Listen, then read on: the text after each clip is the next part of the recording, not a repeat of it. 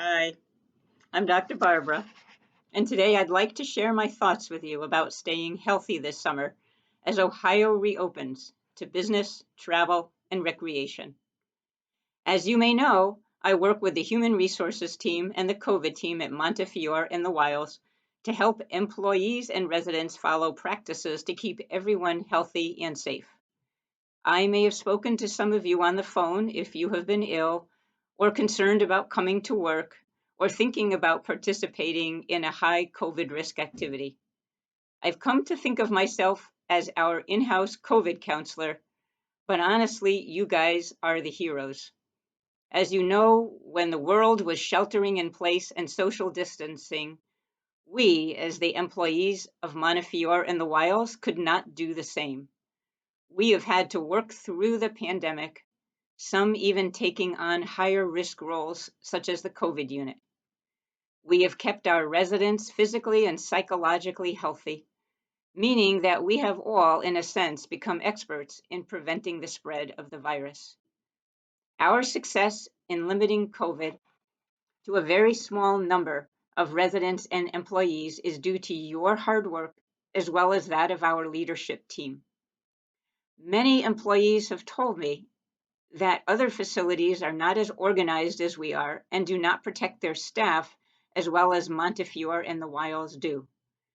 In order to maintain the success that we have had, we need to continue, number one, self-screening for symptoms to avoid coming to work when we're ill. Two, continuing to practice good hygiene, including frequent hand washing or using hand sanitizer and avoiding touching our face and eyes. Three, continuing to practice social distancing. And finally, continuing to use appropriate PPE, especially masks.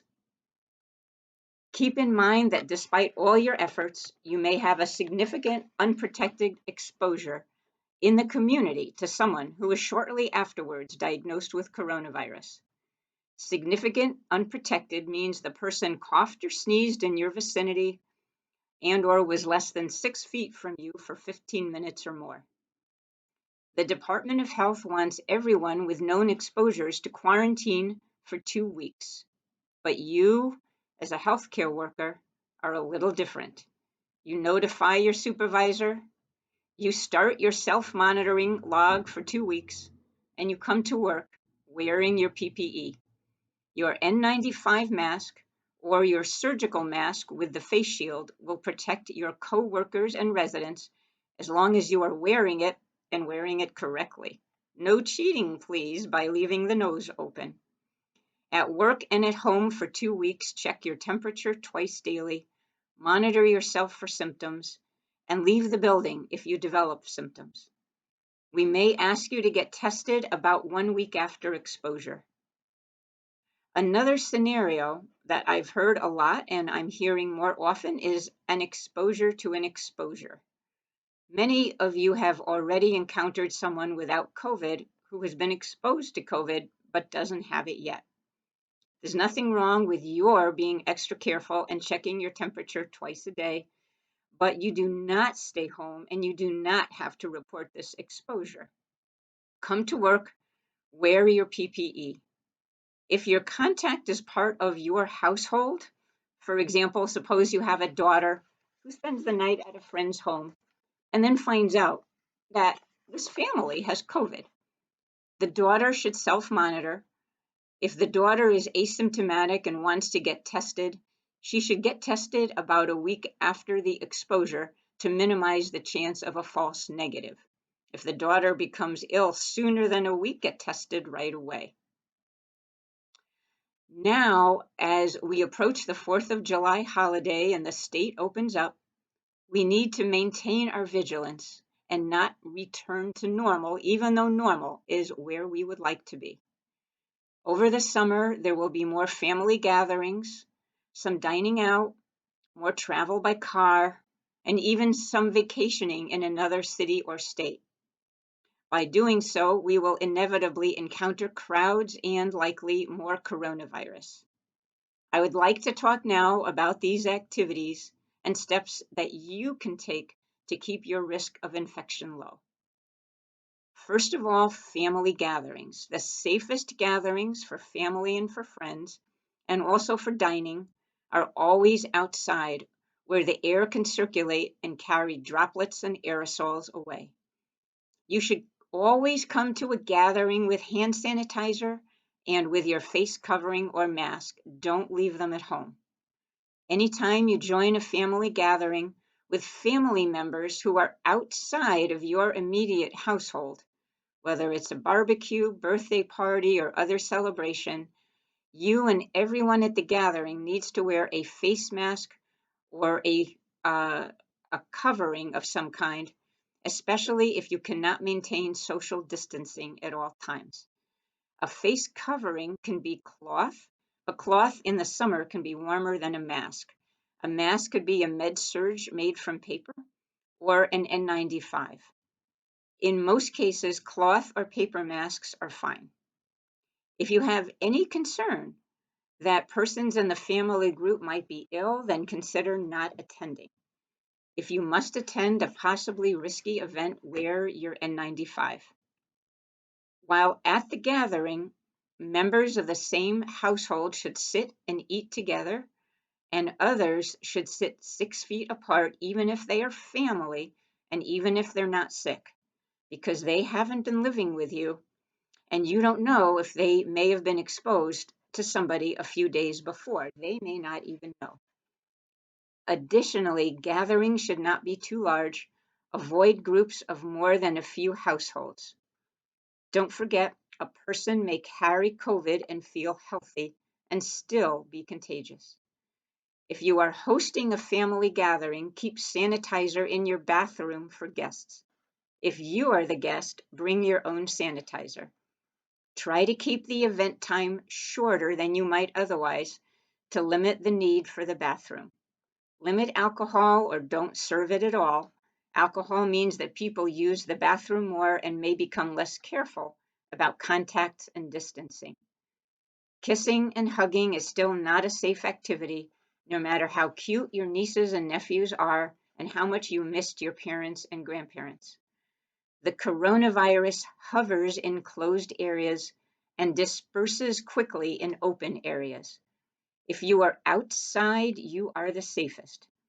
If you have to be inside, open all the windows and have fans to pull the air out.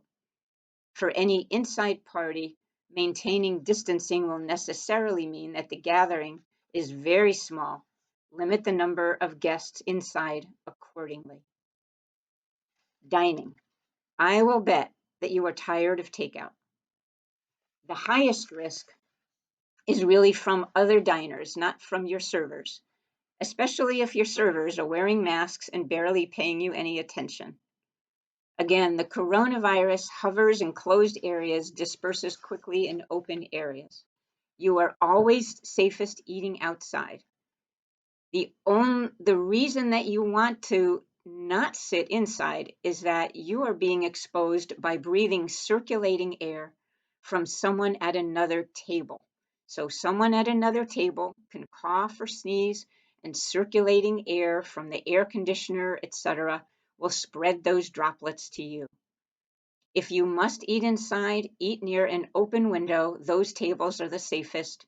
If there is no table next to an open window, I urge you to choose a different restaurant. Next, travel by car.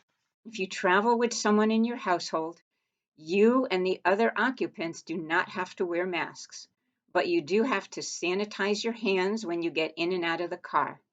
Use a Clorox wipe periodically on the steering wheel and other high-touch areas.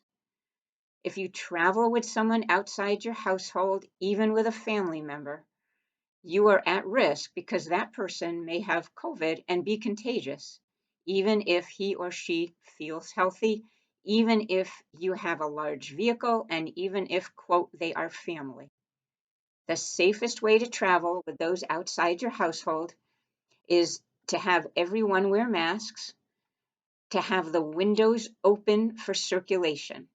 If you cannot open the car windows due to the weather, have the fan set to ventilate the car with outside air, do not recirculate.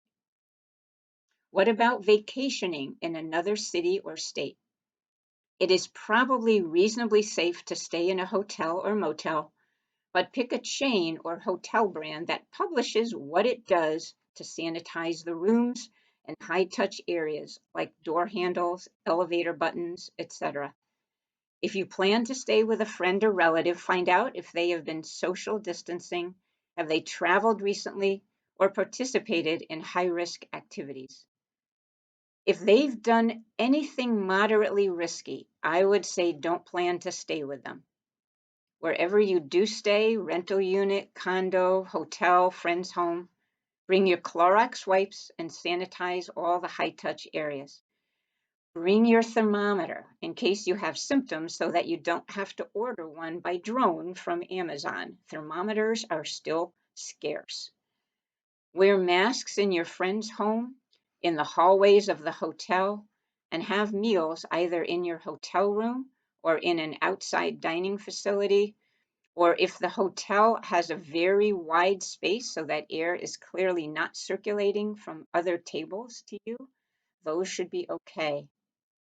Do avoid taking the elevator. The walk will do you good, but sanitize your hands before and after using the stairwell. You will want to monitor any symptoms you develop while you're away. Consider taking the self-monitoring exposure log as well. You can pick one up from staff development. Crowds. Crowds are not safe, period. People are moving in crowds, so even if you are wearing a mask and the people around you are wearing masks, there may be air escaping in and out of the masks, and with people close to you, contagion is sort of guaranteed. I would ask you not to participate in any mass demonstrations, but if you have a family member or friend who's going to participate in a demonstration, staff development and I have come up with some guidelines and recommendations to try to optimize your safety and those of others. At last but not least, air travel. The CDC claims air travel is safe because there are HEPA filters that filter out the bacteria and viruses and effective air exchange units that clear the air every 4 minutes. But research shows that a person who coughs or sneezes without a mask on can contaminate one person on either side, one person behind him, and 4 to 5 persons in front of him. All of this before the air ever reaches the HEPA filters. Blocking the middle seat is great, but that doesn't keep the persons behind you from sending germs your way. The only way traveling in a commercial plane would be safe would be if every passenger and flight attendant wore a mask while in the cabin and didn't take it off during the flight.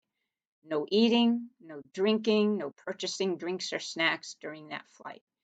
The airline would have to be firm that masks are required.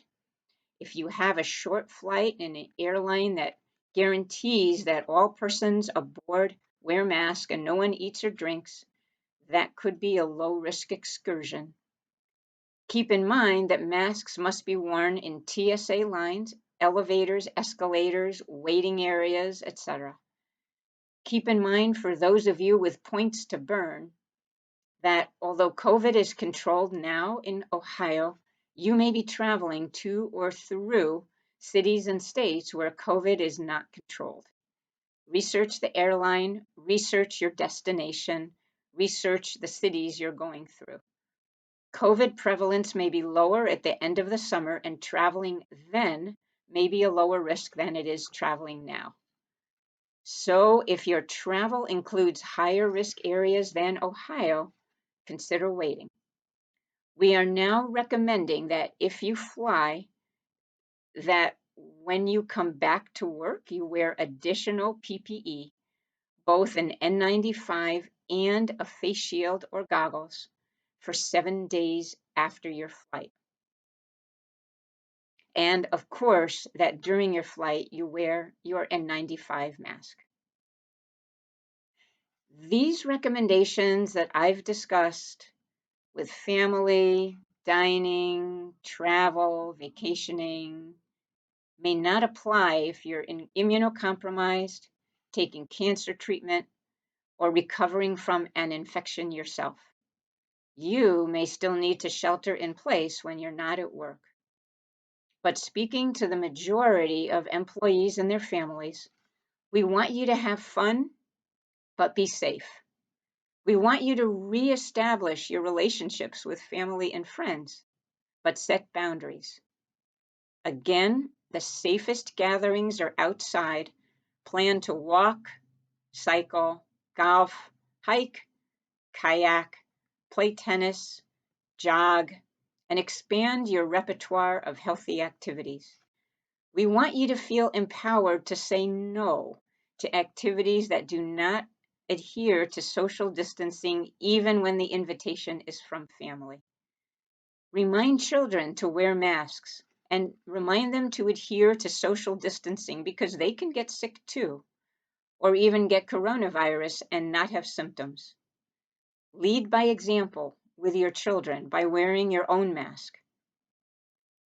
If you are away and you return to work, protect your coworkers and our residents by wearing your N95 or other approved PPE 100% of the time while you're working, so that we can maintain our success keeping everyone safe.